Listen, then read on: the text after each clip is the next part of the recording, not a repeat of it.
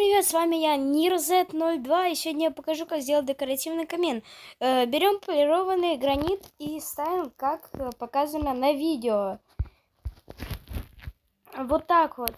Потом ставим ступень из полированного гранита. Вот так. И ставим в 3 блока в высоту. И ставим ступени по краям. Потом спускаемся вниз, берем забор из сосны сюда, забор из сосны сюда. И костер сюда. По желанию можно поставить еще вот сюда. Но я не буду и сделаю вот так вот.